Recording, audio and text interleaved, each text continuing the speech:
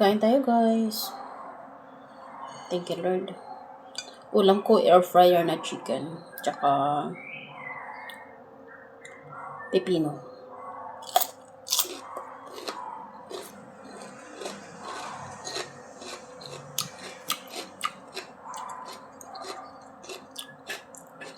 Thank you, Lord.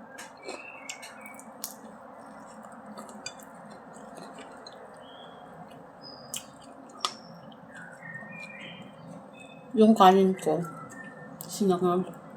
Simula kanina umaga. Inubos ko ng sangag yung kanin ko kahapon.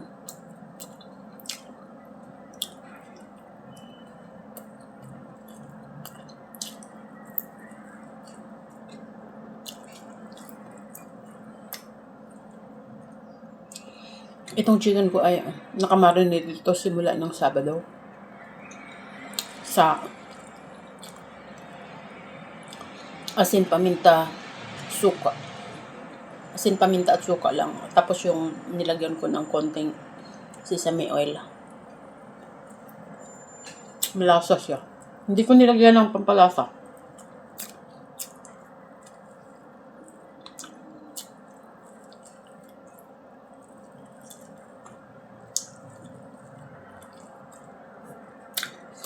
Tsaka hindi na din ako magsasawsaw hindi ako gumawa ng sawsawan. Kasi malasa nga.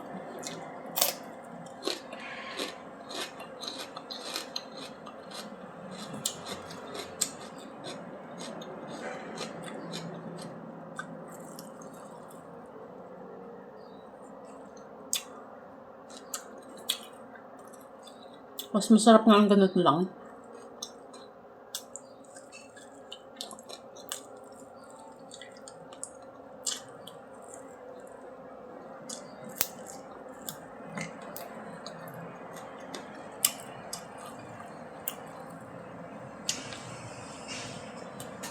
Sarap niya, guys. Kasi yung lasa niya, hanggang sa loob talaga. Pag na-marinate siya talaga ay sarap.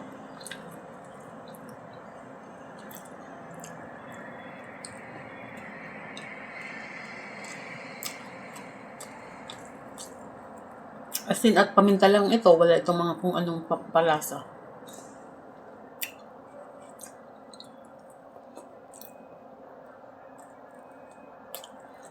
Tapos air fryer pa. Ang manok kasi, madami yung oil sa loob. Kaya kahit na hindi mo hindi mo i-deep fry o hindi mo prituhin,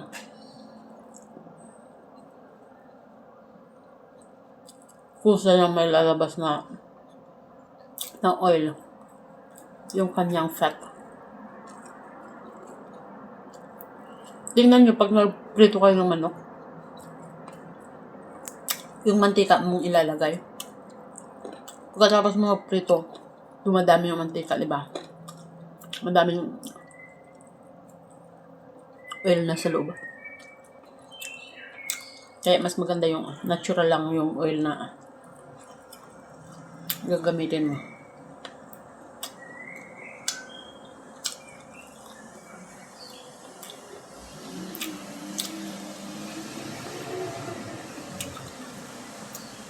Lalo sa niya, sa skin. Madaming oil sa skin.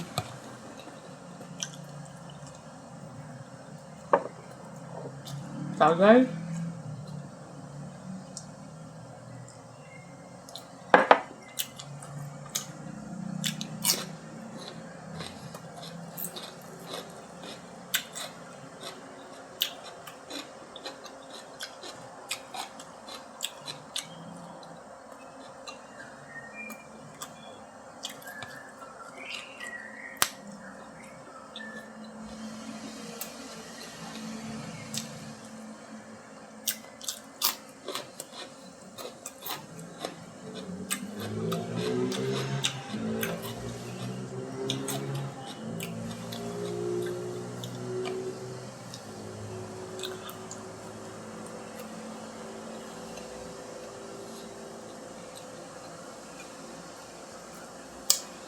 Tapos itong aking Sinangag. Asin lang din at paminta. Wala akong nilagay na pampalasa.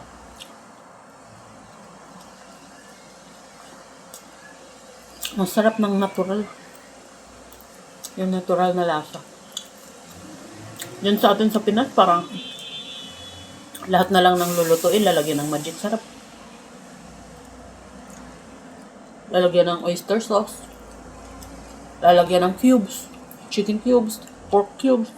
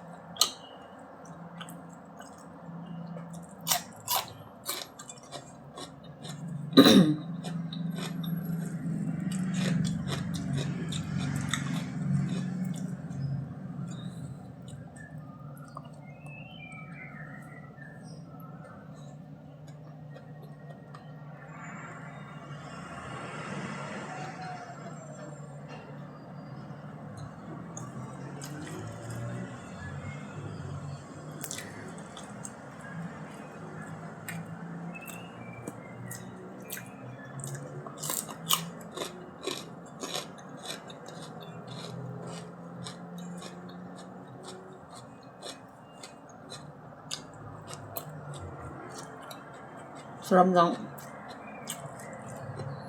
pepino na galing sa rep. Binili ko to kahapon. Ano lang siya? 70 cents lang to. Tatlong piraso.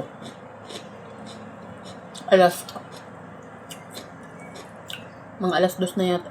Hindi eh. Pauwi na ako nun. Pauwi na ako nung kahapon nung dumaan ako dun sa bilihan ng gulay na kahit ano baga, kahit hapon na baga, bukas pa din baga sila.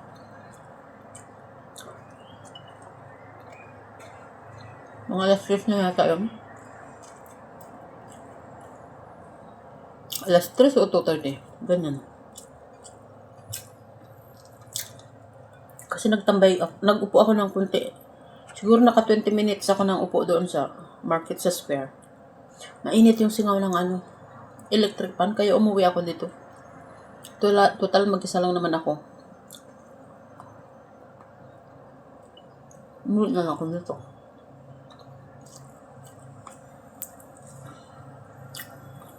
Wala kasi sila. Tsaka naglinis kasi ako ng kwarto ko. Ang dami kong tinapon ng mga gamit-gamit na. Mga damit ko na ang luma-luma na.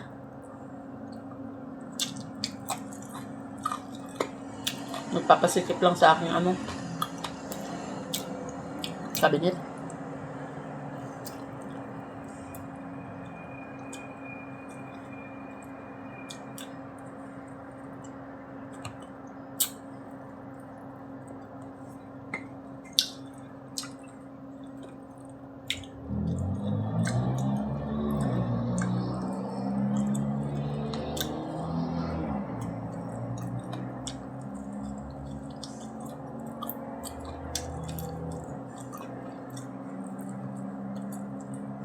Sarap.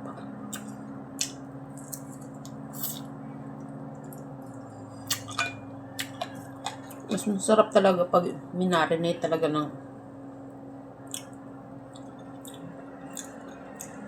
overnight o kaya ito 2 araw na to eh.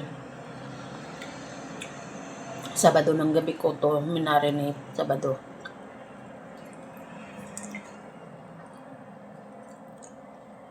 Tapos linggo. Lunes ngayon.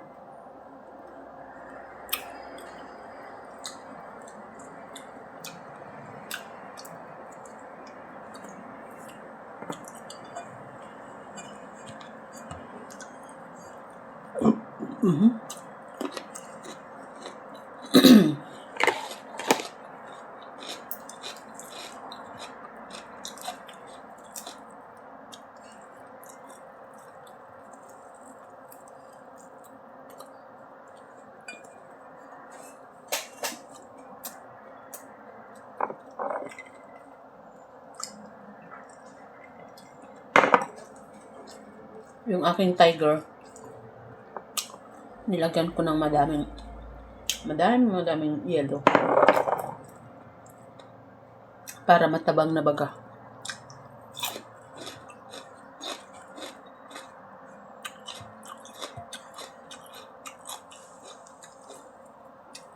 Baka kasi ako ay antukin.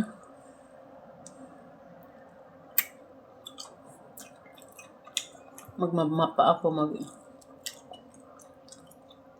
lilinis ako ng toilet.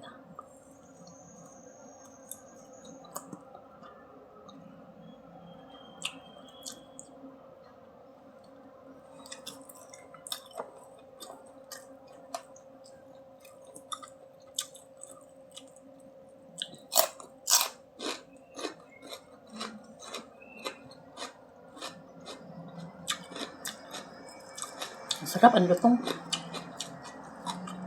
Ito, ang lutong.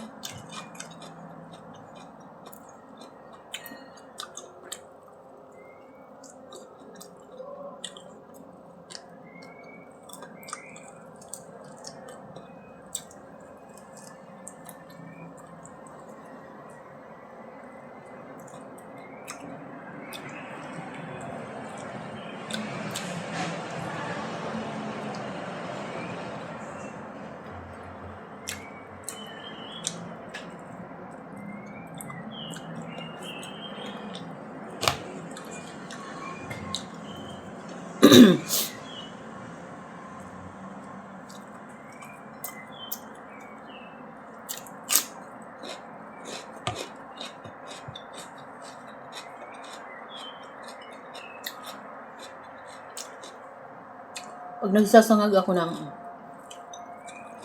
kanin, hindi ko tinatanggalan ng balat yung bawang. Ayan mo. Kasi ito yung magpapadagdag ng pampabango sa sinangag. Pero pag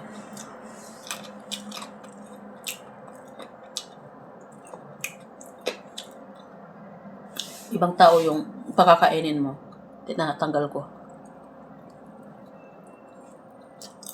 Gaya pag nagpa-fried rice ako sa kanila dito, tinatanggal ko. Pero pag ako lang kakain,